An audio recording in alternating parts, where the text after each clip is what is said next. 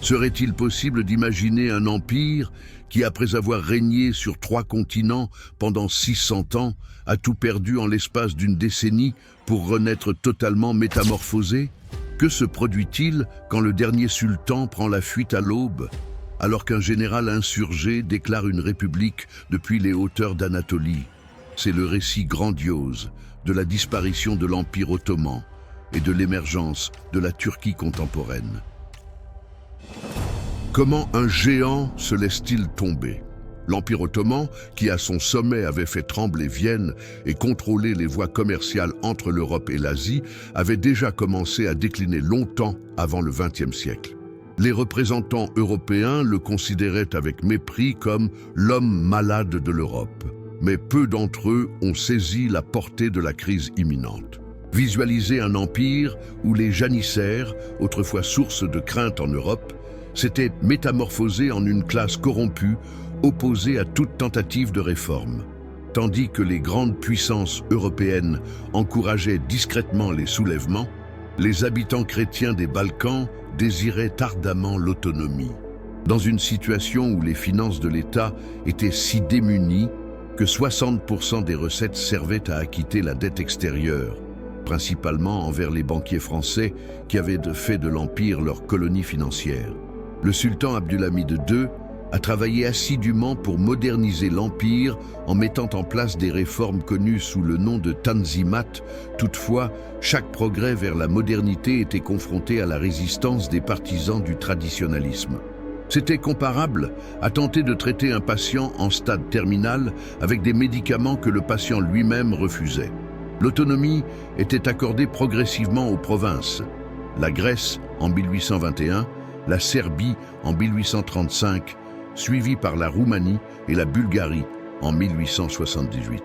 Chaque perte territoriale constituait une déchirure dans le corps de l'Empire. La situation est devenue insoutenable quand les jeunes Turcs, une faction d'officiers et d'intellectuels formés en Europe, ont déterminé qu'une révolution était la seule issue pour sauver l'Empire. En 1908, ces révolutionnaires ont réinstauré la constitution de 1876, forçant le sultan Abdulhamid II à mettre en place un régime constitutionnel. C'était la dernière tentative pour préserver le géant en détresse, mais les jeunes Turcs étaient déjà arrivés trop tard. Les guerres balkaniques de 1912-1913 ont porté le coup fatal.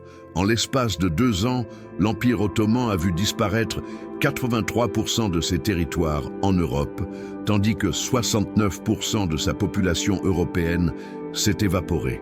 Un grand nombre de réfugiés musulmans ont migré vers l'Anatolie, transportant avec eux des histoires de tueries et d'humiliation. L'Empire, qui avait jadis mis Vienne sous siège, ne détenait plus qu'une autorité fragile sur Istanbul et les détroits du Bosphore. L'interrogation ne portait plus sur la survie de l'Empire ottoman, mais sur la manière de sa disparition. Qu'est-ce qui pousse un empire en déclin à jouer son existence dans le conflit le plus destructeur de l'histoire? En août 1914, à l'aube de la Première Guerre mondiale, l'Empire ottoman devait prendre une décision cruciale pour son histoire, maintenir sa neutralité ou s'engager aux côtés d'une des parties. L'issue de l'Empire serait définitivement scellée par la décision prise par les jeunes Turcs. Durant son mandat en qualité d'attaché militaire à Berlin, Enver Pacha, le leader charismatique des jeunes Turcs, fut fasciné par la force militaire de l'Allemagne. J'étais persuadé qu'un partenariat avec l'Allemagne non seulement préserverait l'Empire, mais le restaurerait dans sa splendeur d'antan. Sa tactique était audacieuse et désespérée. Employer la guerre pour reprendre l'Égypte, regagner les régions perdues dans les Balkans et constituer un grand empire turc qui s'étendrait jusqu'en Asie centrale. Le 29 octobre 1914, sans déclaration de guerre préalable, la flotte ottomane a bombardé les ports russes de la mer Noire. C'était comme si un joueur de poker misait ses derniers jetons dans une main désespérée. Sans tarder, les forces alliées ont répondu en déclarant la guerre à l'Empire. En l'espace de quelques jours, l'Empire ottoman se trouva engagé dans des batailles sur diverses frontières, contre la Russie au Caucase, contre les Britanniques en Mésopotamie et au canal de Suez, et bientôt confronté à une offensive conjointe dans les Dardanelles. Toutefois, c'est justement dans ce combat acharné qu'est apparue la personnalité qui allait changer le cours de l'histoire turque. Mustafa Kemal, alors âgé de 34 ans, a dirigé la résistance ottomane contre l'assaut des Alliés dans les collines de Gallipoli. Sa célèbre directive à ses soldats résumait l'esprit de résistance qui allait plus tard définir la lutte pour l'indépendance. « Je ne vous commande pas d'attaquer, je vous commande de mourir. Avant votre extinction imminente, d'autres puissances et chefs viendront prendre la relève. » La bataille de Gallipoli s'est muée en un saignement pour les deux belligérants, mais au terme du conflit, ce sont les Ottomans qui ont su maintenir leur position. En janvier 1916, les forces alliées délaissèrent la péninsule, emportant avec elles les illusions d'une victoire expéditive sur l'homme malade de l'Europe. Mustafa Kemal a prouvé que l'Empire conservait encore de la puissance. Cependant, la triomphe à Gallipoli n'était qu'une pause temporaire dans une guerre que l'Empire avait déjà subie. Aux alentours de 1918, la situation était catastrophique. Hormis à Gallipoli, les forces ottomanes ont été défaites dans toutes les batailles. L'Empire avait arrêté de superviser la Mésopotamie, la Palestine et l'Arabie. De redoutables famines accablaient la population civile. Les forces alliées avaient signé des accords secrets pour se diviser les régions ottomanes, de la même manière que l'on partagerait un gâteau. Le traité de Sèvres était en attente, prêt à diviser irréversiblement l'Empire.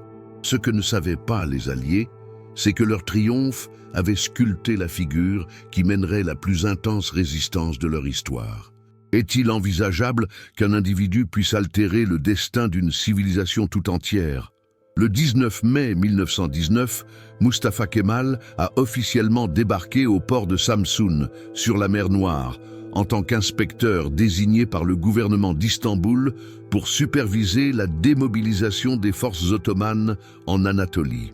En vérité, il était sur le point d'initier une révolution qui transformerait de manière permanente la configuration du Moyen-Orient.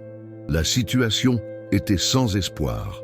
À peine 4 jours plus tôt, le 15 mai, les forces grecques avaient procédé au débarquement à Smyrne avec le consentement des puissances alliées, signalant ainsi le commencement de l'occupation de la côte ouest de l'Anatolie.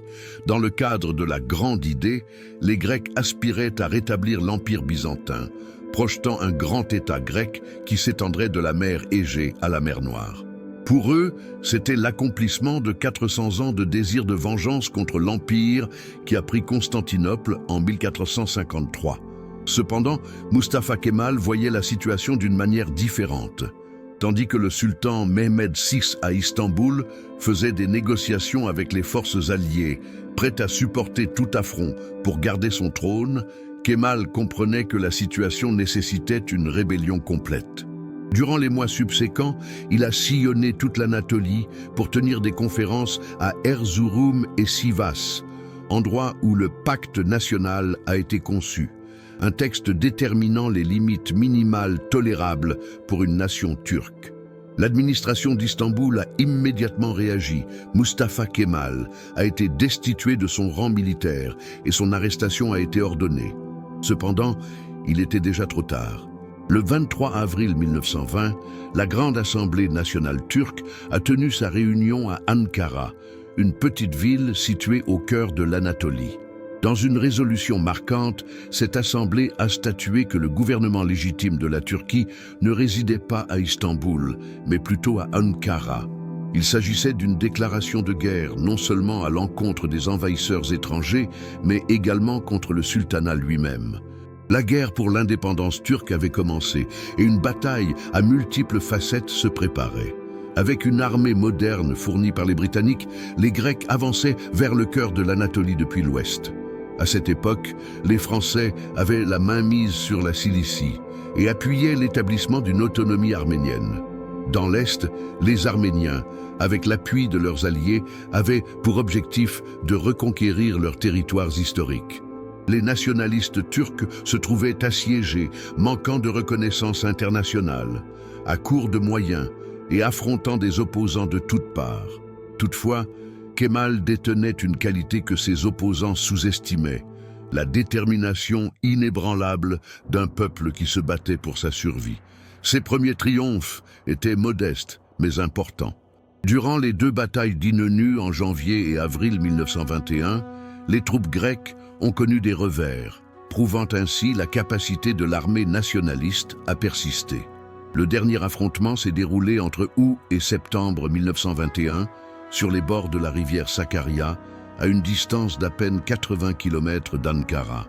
Turcs et Grecs se sont mutuellement détruits pendant une période de 22 jours et nuits dans un combat qui décida du sort de l'Anatolie. Quand les Grecs ont finalement battu en retraite, Mustafa Kemal a remporté bien plus qu'une simple victoire militaire. Il a démontré au monde que la Turquie nouvelle ne serait pas une proie facile à conquérir. Que se produit-il lorsque 2 nations placent leur sort dans une seule confrontation? L'été 1921 a insufflé à l'Anatolie une atmosphère imprégnée de tension et d'anticipation. Sous la direction du général expérimenté Anastasios Papoulas, les forces grecques ont reçu un ultimatum de la part d'Athènes: prendre Ankara avant l'arrivée de l'hiver, ou subir l'effondrement du gouvernement d'Elefthérios Venizelos. Pour les nationalistes turcs, le contexte était d'autant plus démoralisant. Une défaite signifierait la fin de leurs espoirs d'indépendance et risquerait de mener à l'élimination totale de toute présence turque en Anatolie. Le 13 août 1921, plus de 120 000 militaires grecs déclenchèrent leur offensive finale en direction d'Ankara, appuyés par des unités d'artillerie et l'aviation. Sa stratégie était claire, mais performante: briser les lignes turques le long de la rivière Sakarya et progresser directement vers la capitale nationaliste. Avec seulement 100 000 soldats mal équipés, les Turcs paraissaient confrontés à une mission insurmontable. De multiples experts à l'échelle mondiale jugeaient déjà la cause nationaliste comme vouée à l'échec. Mustafa Kemal avait méticuleusement élaboré sa défense. Plutôt que de déployer ses troupes sur des lignes inflexibles, il avait mis en place une formation défensive flexible, permettant un retrait si besoin et la capacité d'attaquer là où l'ennemi serait le plus vulnérable. Sa stratégie psychologique s'avéra encore plus astucieuse. Il réussit à convaincre l'Assemblée nationale de lui octroyer des pouvoirs dictatoriaux provisoires, consolidant ainsi à la fois le contrôle militaire et l'autorité politique entre ses mains. C'était une décision audacieuse. Cependant, Kemal savait que la bataille de Sakarya nécessitait un commandement unifié à 100%. Le combat s'est prolongé pendant 22 jours de souffrance. Les troupes grecques ont réussi à franchir le fleuve et ont avancé jusqu'à 50 km d'Ankara, au point que les habitants de la capitale pouvaient percevoir le bruit assourdissant des canons. Il y a eu des instants où la situation paraissait désespérée. Les stocks de la Turquie se vidaient, les lignes de transport s'écroulaient et certains chefs ont commencé à considérer l'option d'une évacuation d'Ankara. Toutefois, Kemal demeura résolu, se déplaçant constamment sur le champ de bataille, apparaissant aux instants les plus cruciaux et stimulait ses soldats par sa présence. L'événement déterminant s'est produit le 8 septembre.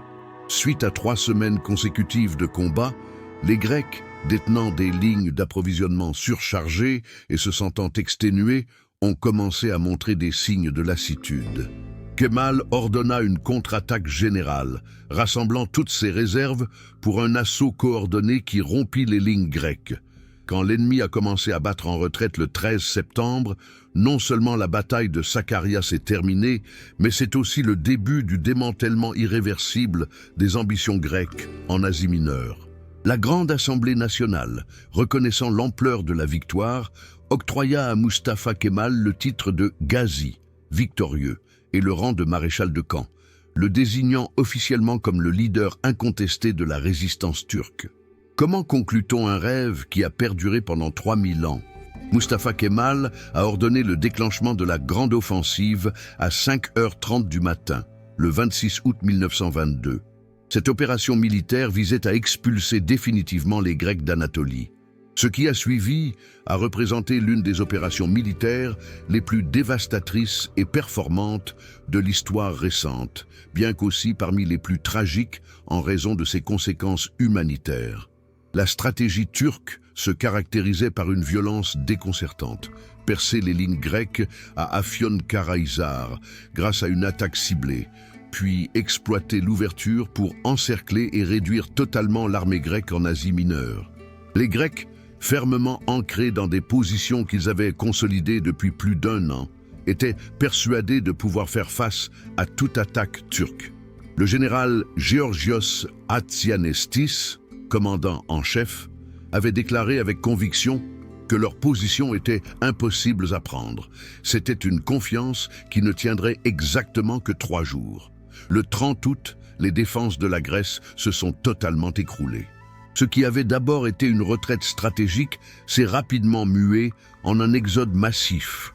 L'armée hellénique, qui avait effectué un débarquement en Anatolie avec des ambitions de puissance 3 ans auparavant, se trouvait désormais en train de battre en retraite vers la côte, abandonnant du matériel militaire, de l'artillerie et tout objet susceptible d'entraver sa fuite. Encouragées par une victoire aussi rapide qu'inattendue, les troupes turques ont poursuivi sans relâche les adversaires en déroute. Smyrne, l'éclatant joyau de l'Égée qui avait été le cœur de la présence grecque en Asie mineure pendant près de 3000 ans, a été capturée par les forces turques le 9 septembre 1922. La ville, habitée par des Grecs, des Turcs, des Arméniens et des Levantins, avait connu une prospérité exceptionnelle comparativement à d'autres endroits dans la partie orientale du bassin méditerranéen. Toutefois, les événements des jours suivants allaient irréversiblement anéantir cet univers multiculturel. Le gigantesque feu de Smyrne a débuté le 13 septembre et a fait rage pendant 4 jours. Les incendies ont dévasté les zones grecques et arméniennes, anéantissant 3000 ans de patrimoine grec en Asie mineure. La responsabilité de l'incendie fait toujours l'objet de discussions parmi les historiens. Les Turcs accusent les Grecs d'avoir mis le feu à la ville lors de leur évacuation, alors que les Grecs blâment des soldats turcs indisciplinés. Par ailleurs, quelques témoins accusent des Arméniens désespérés comme étant les fautifs. Il est incontestable que plus de 100 000 réfugiés se sont massés sur les quais, espérant ardemment l'arrivée de navires à destination de la Grèce. Alors que Smyrne brûlait et que l'héritage grec en Asie mineure s'effondrait, les puissances alliées qui avaient appuyé les Grecs pendant 3 ans observaient sans pouvoir agir depuis leurs navires de guerre. L'échelle de la crise humanitaire a été gigantesque. Plus de 1,5 million de Grecs ont été déracinés de leur terre natale, en Asie mineure, alors que près de 400 000 Turcs ont été forcés de partir de la Grèce suite à l'accord d'échange des populations signé à Lausanne. Cela a marqué la conclusion de la mégalie-idéa grecque, tout en signalant également la fin de l'Anatolie multiculturelle qui avait subsisté pendant des siècles. Mustafa Kemal a remporté la guerre, mais le prix à payer a été une épuration ethnique dans toute une région. Quels sont les actes posés par un libérateur lorsque plus aucun adversaire externe reste à combattre? Face aux Grecs hors de Turquie et aux puissances alliées disposées à négocier, Mustafa Kemal était confronté à une décision cruciale qui allait influencer non seulement sa destinée personnelle, mais également celle de l'ensemble de la nation turque. Est-ce suffisant de rétablir l'Empire ottoman sous la gouvernance d'un sultan constitutionnel ou nécessiterait-on une réforme plus radicale? La réponse a été donnée de manière spectaculaire en octobre 1922. Durant la guerre d'indépendance, le sultan Mehmed VI, qui avait pris le parti des alliés occupants, s'est battu sans relâche pour maintenir son trône en proposant des concessions aux nationalistes. Il a été suggéré de maintenir le sultanat, même si le gouvernement d'Ankara est reconnu. C'était une tactique politique fréquemment employée par les Ottomans, conserver le contrôle effectif sous le couvert d'un apparent engagement. Kemal ne pouvait plus se satisfaire de compromis. Le 1er novembre 1922, la Grande Assemblée nationale a voté pour l'élimination totale du sultanat, établissant pour la première fois dans l'histoire ottomane une séparation entre le pouvoir laïque et le califat religieux. C'était une décision marquante. Après plus de 6 siècles, les sultans ne seraient plus aux commandes des Turcs. Tout en étudiant la résolution, Mehmed VI sollicita l'asile auprès des Britanniques et quitta Istanbul à bord d'un train privé en direction de Malte. C'était la fin humiliante d'une dynastie qui avait étendu son règne des plaines de l'Asie centrale jusqu'à Vienne. Mais la révolution de Kemal n'en était qu'à ses débuts. C'est le 29 octobre 1923, un an après l'abolition du sultanat, que la République de Turquie a été officiellement déclarée par la Grande Assemblée nationale. Mustafa Kemal a été élu à l'unanimité en tant que premier président, même si la dénomination qui traduisait véritablement son rôle était différente. Il avait mis en place la réforme la plus radicale de l'histoire actuelle de l'islam. La révolution républicaine n'a pas uniquement eu un impact politique, mais également un impact sur la civilisation. Kemal savait que pour permettre à la Turquie de s'épanouir dans le monde moderne, il était indispensable de se défaire totalement de son héritage impérial et religieux. En 1924, il abolit le califat, éliminant ainsi la dernière source d'autorité religieuse au sein de l'État. C'est une décision qui a étonné la communauté musulmane. La Turquie, le dernier grand État islamique indépendant, a choisi de se séculariser radicalement. Les réformes ont déferlé comme une avalanche. Le Code civil suisse a vu le jour en 1926, conférant aux femmes turques des droits que de nombreuses Européennes ne possédaient pas dans divers pays. En 1928, le passage à l'alphabet latin depuis l'alphabet arabe a marqué une rupture délibérée avec le passé ottoman et islamique. Kemal, en personne, a parcouru le pays pour instruire les gens sur la nouvelle écriture dans les établissements scolaires et les lieux publics, endossant le rôle d'un enseignant devenu révolutionnaire. La transformation était totale lorsque les femmes en Turquie ont obtenu le droit de vote en 1934, avant même les femmes françaises ou italiennes. Celui qui a délivré la Turquie de l'emprise étrangère a établi quelque chose de totalement inédit, une république laïque et moderne à l'apogée du monde musulman. Mustafa Kemal, qui a reçu le nom de famille Atatürk, père des Turcs, de l'Assemblée nationale, a réalisé ce qui semblait irréalisable: ressusciter une nation à partir des ruines d'un empire défait et la métamorphoser en quelque chose de radicalement différent de ce qui existait auparavant dans cette région du monde. Quel est le coût véritable de la construction d'un pays? Tandis que le monde fêtait l'émergence exceptionnelle de la Renaissance turque, des millions de personnes ont payé le coût de cette transformation avec leur existence et leurs habitations ancestrales. L'histoire officielle met l'accent sur les victoires militaires et les réformes de modernisation, mais la vérité complète inclut des épisodes dont ni Ankara ni Athènes ne désirent discuter en profondeur. Le drame a débuté bien antérieurement à la guerre d'indépendance. Durant la Première Guerre mondiale, le gouvernement des jeunes Turcs a orchestré ce qu'il qualifiait de déportation, une expression que les historiens contemporains reconnaissent comme le premier génocide du XXe siècle. De 1915 à 1917, entre 800 000 et 1,5 million d'Arméniens ont trouvé la mort ou sont décédés lors de déplacements forcés vers le désert syrien. Les Assyriens ont subi un destin comparable, avec une diminution d'environ 275 000 personnes. Pour les jeunes Turcs, la mise en place d'une politique de uniformisation ethnique était vitale pour la sauvegarde de l'Empire. Talat Pacha, l'architecte de ces politiques, a manifesté son opinion avec une franchise brutale dans ses mémoires. « Nous ne devons pas laisser des éléments étrangers freiner notre progression vers le développement. » D'après lui et son équipe, la diversité ethnique qui avait défini l'Empire ottoman pendant des siècles s'était muée en une faiblesse fatale qu'il convenait d'éliminer. C'était une logique de génocide qui annonçait les tragédies que l'Europe allait devoir affronter quelques années plus tard.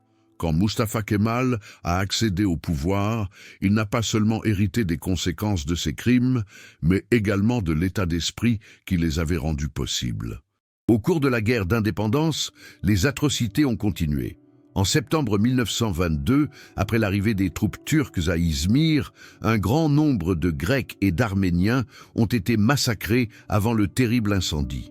Les observateurs occidentaux ont rapporté des scènes de désolation, des soldats turcs abattant sans relâche les hommes aptes au service, des violations sexuelles à grande échelle et des actes de pillage omniprésents.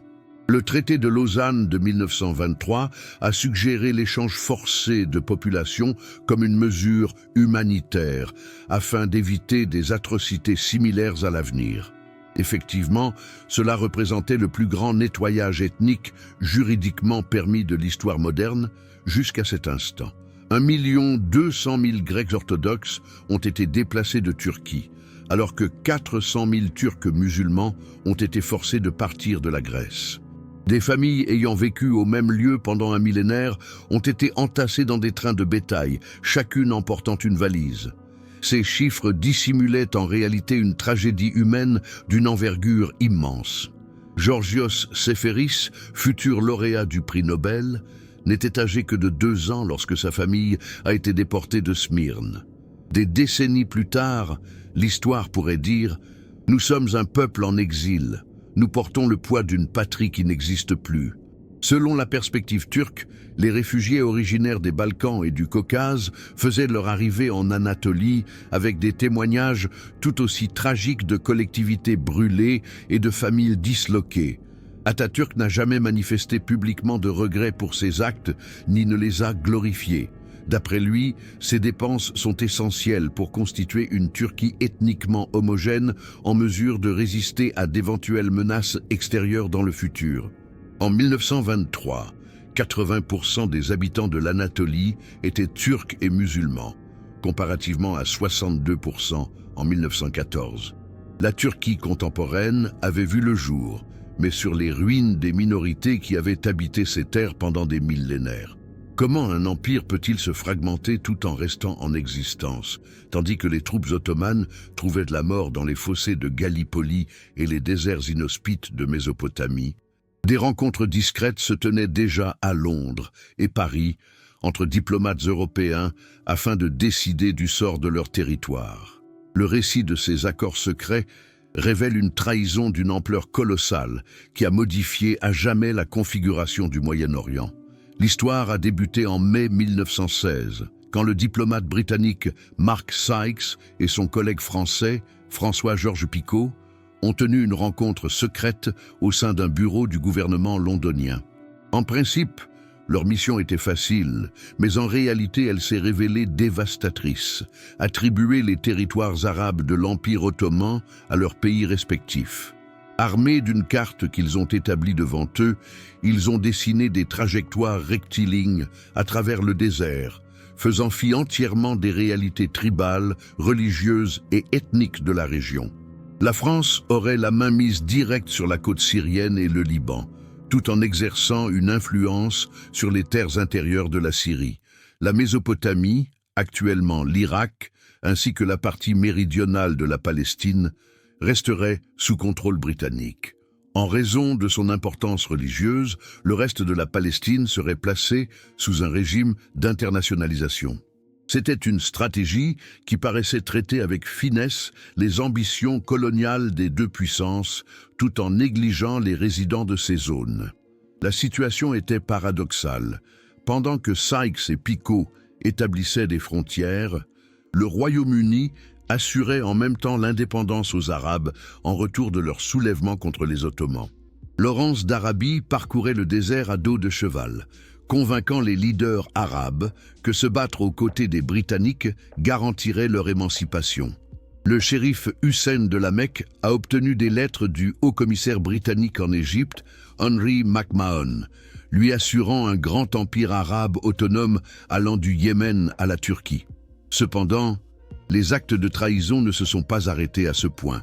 Le 2 novembre 1917, Arthur Balfour, alors ministre britannique des Affaires étrangères, écrivit une lettre succincte de 67 mots qui allait laisser une empreinte indélébile dans l'histoire.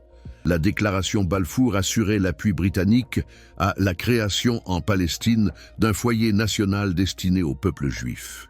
C'est la 3e fois que le Royaume-Uni fait une promesse contradictoire concernant le même territoire.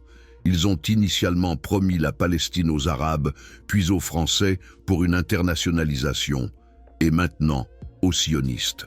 Quand les révolutionnaires russes ont dévoilé les accords secrets des tsars en 1917, le monde arabe a saisi l'étendue de la trahison de l'Occident. Faisal, héritier du shérif Hussein et leader de la révolte arabe, a directement affronté les Britanniques. Ils nous ont promis l'indépendance, mais ils avaient déjà décidé de partager nos terres comme s'il s'agissait de gâteaux. La réponse du Royaume-Uni a été formellement diplomatique, mais en réalité plutôt sévère. Les accords seront honorés. En 1920, le traité de Sèvres a constitué le dernier effort pour appliquer ses projets coloniaux. La Turquie se verrait confinée à une petite région centrale de l'Anatolie, alors que la Grèce se verrait attribuer Smyrne et l'essentiel de la côte ouest. Selon les prévisions, l'Arménie obtiendrait son indépendance à l'est, tandis que les détroits seraient gérés sous contrôle international. C'était un pacte élaboré pour rabaisser et détruire entièrement l'État turc. Toutefois, les diplomates européens ont fait une erreur majeure. Ils n'ont pas pris en compte Mustafa Kemal et la résistance nationaliste turque. Il a fallu réviser entièrement ces accords suite à la victoire turque dans la guerre d'indépendance. Signé en 1923, le traité de Lausanne a succédé au traité de Sèvres et a établi les frontières actuelles de la Turquie. Toutefois, le legs de la diplomatie occulte de la Première Guerre mondiale a persisté à contaminer le Moyen-Orient durant plusieurs décennies. Les délimitations aléatoires fixées par Sykes et Picot ont créé des pays factices qui généreraient des conflits interminables.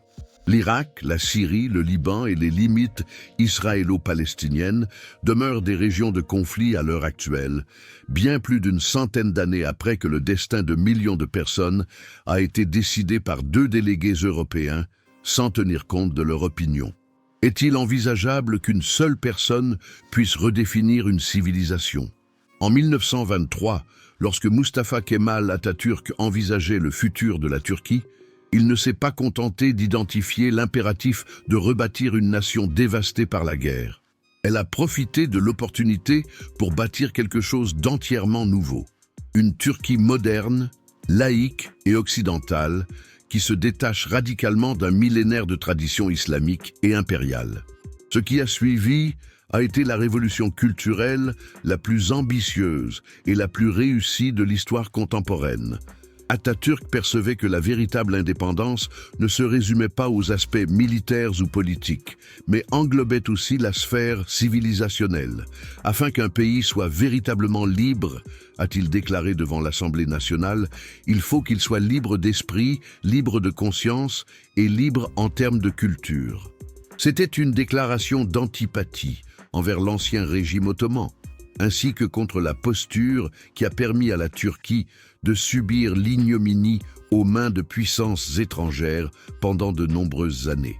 La première révolution était de nature religieuse. Atatürk a complètement aboli le califat en mars 1924, exilant le dernier calife, Abdülmecid II, et fermant toutes les écoles religieuses ainsi que les tribunaux islamiques.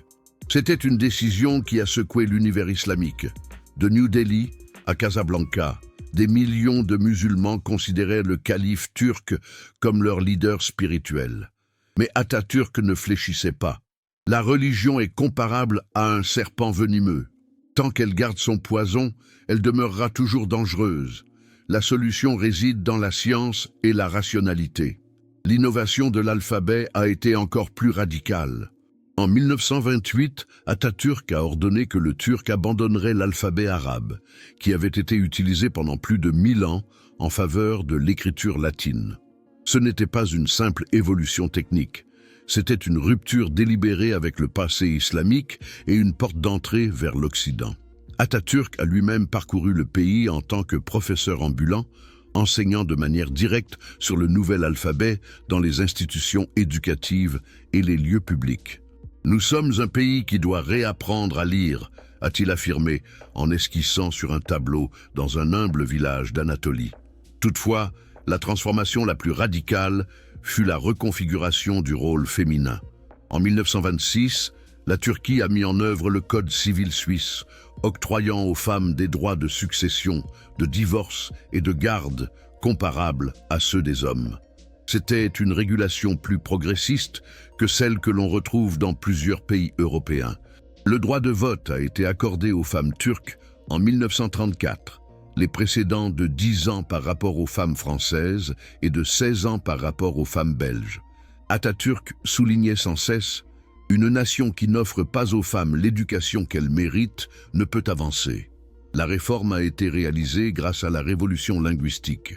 Atatürk a établi l'association de la langue turque avec une vision précise. Éliminer les termes arabes et persans de la langue turque en les substituant par des tournures purement turques ou des innovations linguistiques basées sur d'anciennes racines turques. Au cours d'une décennie, la langue a tant progressé que les générations subséquentes ont nécessité l'usage de dictionnaires pour saisir les écrits ottomans. C'était une révolution qui brisait délibérément le lien avec l'histoire. Le symbolisme était crucial. Atatürk a proscrit le port du fez ottoman et a incité à l'adoption du couvre-chef occidental. Le calendrier grégorien a supplanté le calendrier islamique. Il a opté pour le dimanche comme jour de congé au lieu du vendredi, jour saint pour les musulmans. Il a contraint tous les citoyens à adopter des noms de famille de style occidental, prenant lui-même le nom Atatürk, qui se traduit par père des Turcs. Chaque réforme était une proclamation.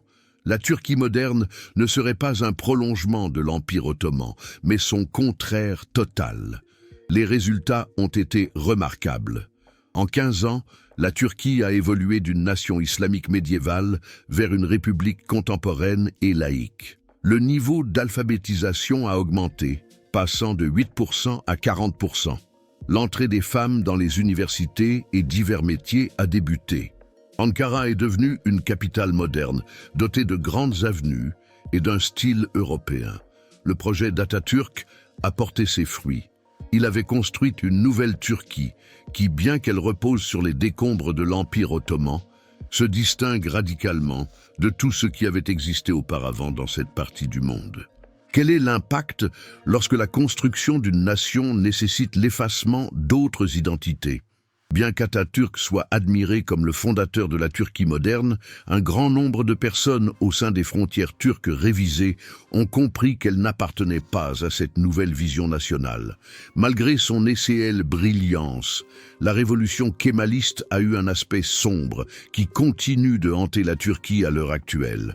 L'unification turque a d'abord affecté les Kurdes. Au cours des siècles, les tribus kurdes ont été des alliés loyaux de l'Empire ottoman, fournissant des soldats et des administrateurs en retour d'une autonomie dans leurs zones montagneuses. Toutefois, la nouvelle République ne tolérerait pas la diversité ethnique. Quand le cheikh Saïd de Piran a dirigé une révolte kurde dans le sud-est anatolien en 1925, la réponse d'Ankara a été désastreuse. 15 000 Kurdes ont été liquidés et des bourgades entières détruites. Atatürk a clairement affirmé sa position concernant les minorités. Dans la Turquie, il n'y a pas de place pour les Kurdes, les Arméniens ou les Grecs. Seuls des Turcs sont présents. La loi de colonisation de 1934 a rendu légale la déportation forcée des communautés non turques et proscrit l'utilisation de toute langue autre que le turc. C'était une politique qui trouverait un écho des décennies plus tard dans les programmes de forçage à l'assimilation touchant des millions de Kurdes. Les Alévis, constituant environ 20% de la population, ont subi une persécution moins manifeste mais tout aussi redoutable. On a défendu ces rites, emprisonné ses conseillers spirituels et fermé ses lieux de culte. L'instauration du laïcisme par Atatürk, qui avait pour but de libérer la Turquie de l'islam orthodoxe, a paradoxalement conduit à une stricte conformité religieuse. Autrefois persécutés par les sultans ottomans en raison de leur statut d'hérétiques, les Alévis sont désormais victimes de persécutions de la part du gouvernement républicain à cause de leur singularité. Toutefois, le kémalisme en tant qu'idéologie a peut-être subi la plus grande tragédie. Initialement pensée comme une doctrine de libération nationale, elle s'est progressivement transformée en un dogme autoritaire.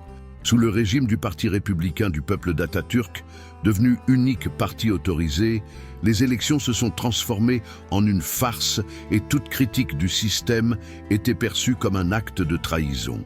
La censure a été imposée aux médias, Les intellectuels dissidents ont été incarcérés et les universités ont été purgées de ceux jugés peu fiables parmi le corps enseignant. Atatürk s'est transformé en une figure quasi divine, son portrait étant affiché dans chaque établissement scolaire, dans tous les bâtiments officiels et sur toutes les places publiques. Il était essentiel de déclamer ses discours de mémoire, de chanter des hymnes en son honneur et de jurer allégeance à ses 6 flèches. Le républicanisme, le nationalisme, le populisme, l'étatisme, la laïcité et le révolutionnarisme. L'individu qui avait délivré la Turquie de la domination ottomane avait, à son insu, établi une nouvelle forme de despotisme éclairé. L'ironie de la situation était sans pitié.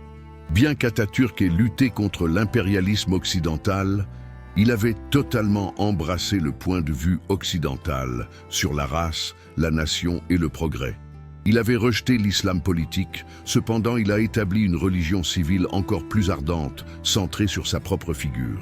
Il avait fait des promesses en faveur de la démocratie, cependant il a établi un régime de parti unique qui a perduré jusqu'en 1950. Atatürk a succombé en 1938 à l'âge de 57 ans, affaibli par l'alcool et la pression d'une direction révolutionnaire constante. Il a légué un pays métamorphosé mais fortement divisé. Ses successeurs auraient à relever le défi monumental de sauvegarder son héritage dans un monde en perpétuelle mutation. Les généraux qui ont bénéficié de leur révolution se sont métamorphosés en fervents défenseurs d'un système qui, au nom de la modernisation, a sacrifié la diversité autrefois puissance majeure de l'Empire ottoman. Que se produit-il quand un pays façonne son identité en reniant son histoire propre? 70 ans après le décès d'Atatürk, la Turquie demeure un pays partagé entre son legs ottoman islamique et ses aspirations occidentales laïques. C'est une tension qui définit tous les éléments de la vie contemporaine turque et qui éclaire en grande partie les incohérences du pays à l'heure actuelle. Dans les sphères privilégiées d'Istanbul, d'Ankara et d'Izmir, la révolution kémaliste avait triomphé pleinement. Ces familles, qui parlent couramment le français et passent leurs vacances en Europe, vivant une vie assez similaire à celle de la bourgeoisie occidentale, voyaient en Atatürk un émancipateur personnel. Pour eux, l'histoire contemporaine de la Turquie a commencé en 1923 et tout ce qui la précédait était une période médiévale obscure dont il fallait se sentir honteux. Néanmoins, dans les reliefs de l'Est anatolien, au sein des villages traditionnels de la mer Noire et dans les zones industrielles des grandes métropoles, des millions de Turcs n'ont jamais véritablement renoncé à leur identité ottomane islamique. Ils gardaient discrètement des photos du dernier sultan, enseignaient à leurs héritiers l'arabe à travers des versets coraniques et déploraient une ère impériale que la République leur prohibait de célébrer avec orgueil. Durant la période de la guerre froide, cette séparation s'est intensifiée. En 1952, la Turquie a adhéré à l'OTAN, cependant son intégration n'a pas été sans difficulté. Les généraux kémalistes percevaient dans l'alliance avec l'Occident la validation ultime de leur projet d'occidentalisation. Toutefois, les bases militaires américaines en Turquie éveillaient des sentiments nationalistes faisant écho aux capitulations ottomanes. C'était comme si l'histoire se répétait. Encore une fois, la sécurité de la Turquie dépendait des puissances étrangères. La question est devenue existentielle lorsque la Turquie a soumis sa demande d'adhésion à la CEE en 1987. L'Europe a réagi en posant une question brûlante. Est-il vrai que la Turquie fait partie de l'Europe? Selon la géographie, la réponse était non. Seulement 3% du territoire turc était situé en Europe. La religion soutenait le contraire. 99% des Turcs étaient musulmans dans une Europe laïque chrétienne. L'histoire affirmait que non. Pendant 5 siècles, l'Empire ottoman avait incarné l'autre contre lequel l'Europe a forgé sa propre identité. Toutefois, la réaction la plus pénible a été émise par l'Europe elle-même. Les officiels de Bruxelles parlaient diplomatiquement de standards économiques et de normes démocratiques. Néanmoins, le message demeurait limpide. La Turquie pourrait être un allié de l'Occident, mais elle ne sera jamais véritablement occidentale. Il s'agissait d'une humiliation, rappelant tous les traumatismes historiques turcs associés à l'exclusion et au dédain. L'accession au pouvoir de Recep Tayyip Erdoğan en 2003 a symbolisé, sous divers angles, la revanche de la Turquie alternative face au projet kémaliste. Erdoğan, provenant d'un vendeur de thé d'un quartier humble d'Istanbul et éduqué dans des écoles religieuses fermées par Atatürk, représentait ceux qui se sentaient exclus par la République laïque. L'AKP, le parti dont il fait partie, s'est voué à harmoniser la tradition islamique avec la démocratie moderne. Initialement, l'expérience paraissait être un succès. L'économie de la Turquie a connu une expansion remarquable, ouvrant pour la première fois depuis 1924 les portes des universités aux femmes qui portent le hijab. De plus, le pays a mis en place une politique extérieure plus marquée qui mettait en avant son patrimoine ottoman. Erdoğan a fait des déclarations publiques concernant un néo-ottomanisme, avec pour but de positionner la Turquie en tant que leader naturel du monde musulman. Cependant, le pendule se balançait à une vitesse trop élevée. Initialement perçu comme un processus de démocratisation, cela a évolué vers un autoritarisme islamique. La presse a subi une censure, les adversaires ont été incarcérés et les institutions démocratiques ont connu un déclin. On aurait dit que la Turquie était vouée à naviguer sans cesse entre des dictatures séculaires et des régimes autoritaires religieux, sans jamais réussir à établir une stabilité pérenne. Le miroir qui dépeint l'identité turque était constamment fissuré, présentant des images éclatées de ce que la nation était et aspire à être. Que nous apprend l'histoire turque sur le prix de la refonte d'une civilisation? Un siècle après l'établissement de la République, la Turquie poursuit sa quête d'identité authentique.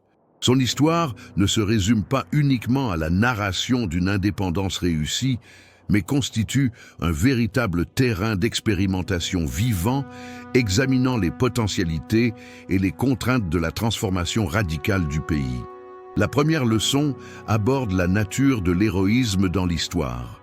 Mustafa Kemal Atatürk a sans conteste marqué le XXe siècle en tant que dirigeant exceptionnel, un tacticien militaire de premier plan, un homme politique avant-gardiste et un réformateur social ayant réalisé l'impossible. Toutefois, son héritage révèle aussi que même les héros les plus illustres portent en eux les paradoxes de leur temps. Celui qui a délivré la Turquie du contrôle impérialiste étranger a aussi procédé à des nettoyages ethniques. Le leader qui a émancipé les femmes turques a aussi mis en place une dictature éclairée. L'histoire ne dépeint que rarement des héros impeccables, mais plutôt des personnages humains nuancés face à des décisions indéfinissables dans des contextes extrêmes. La seconde leçon traite du caractère du nationalisme contemporain. La transformation turque a démontré que les nations ne sont pas des entités naturelles qui existent depuis toujours, mais plutôt des constructions politiques et culturelles pouvant être radicalement réinventées. En 1918, peu de gens en Anatolie s'identifiaient principalement comme Turcs. Ils étaient musulmans, ottomans, appartenant à des tribus ou vivant dans des régions spécifiques. Atatürk a conçu l'identité nationale turque moderne. Toutefois, cette démarche a aussi mis en lumière le prix de cette construction, l'éradication brutale des identités parallèles et l'imposition d'une uniformité culturelle factice. La troisième leçon traite de la relation entre la modernisation et l'occidentalisation. Atatürk a associé le progrès à l'adoption de normes occidentales, allant du système juridique suisse à l'alphabet latin. Cette équation a obtenu un succès notable à divers niveaux. La Turquie s'est affirmée comme le seul pays majoritairement musulman, ayant bâti des institutions démocratiques robustes au XXe siècle. Toutefois, une élite qui semble déconnectée de ses racines culturelles s'est également constituée, et la société s'est divisée entre les occidentalisés et les traditionnels. La problématique de l'éventualité d'une modernisation qui ne passe pas par une occidentalisation complète demeure significative pour de nombreuses sociétés non occidentales à l'heure actuelle. La quatrième leçon aborde la pérennité des traumatismes historiques. En dépit de toutes les métamorphoses, la politique en Turquie n'a jamais véritablement rompu avec l'héritage de l'Empire ottoman. L'obsession pour les théories du complot, l'autoritarisme perçu comme indispensable à la nation, la réticence à admettre les atrocités passées, le balancement entre des complexes d'infériorité et de supériorité envers l'Occident, toutes ces dynamiques qui ont caractérisé les derniers siècles de l'Empire ottoman se révèlent sous différentes facettes dans la République actuelle.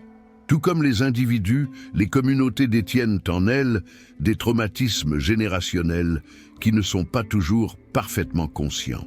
L'histoire de la Turquie fournit aussi une analyse détaillée de la notion de souveraineté nationale. Qu'est-ce que signifie réellement être autonome dans un monde aussi interconnecté ? Bien que la Turquie ait acquis l'indépendance politique et militaire, son attachement culturel à l'Occident demeurait quasiment total. Son économie a continué d'être susceptible aux perturbations extérieures. Sa sauvegarde se basait sur des partenariats avec les mêmes puissances qui avaient auparavant tenté de diviser son territoire. L'illusion d'une indépendance totale s'est dissipée. L'enjeu principal était de définir quel genre d'interdépendance servirait le mieux les intérêts et les valeurs turques. En définitive, l'expérience turque démontre que les révolutions qui réussissent ne se concluent jamais véritablement. Chaque génération est confrontée à la nécessité de décider ce qu'elle veut conserver et ce qu'elle souhaite transformer du patrimoine qui lui a été légué. Les Turcs contemporains poursuivent les discussions sur les mêmes thèmes cruciaux qu'Atatürk a traités en 1923. Comment trouver le bon compromis entre tradition et modernité ? De quelle manière une nation musulmane peut-elle progresser dans un monde dominé par les puissances occidentales ? Peut-on construire une démocratie robuste sur les bases d'une révolution autoritaire ? L'histoire de l'indépendance turque ne connaît pas de fin définitive, parce que les nations, contrairement aux vies individuelles, sont en perpétuel changement. Un siècle plus tard, la Turquie demeure un projet en cours, une étude captivante et complexe sur les possibilités de la révision nationale.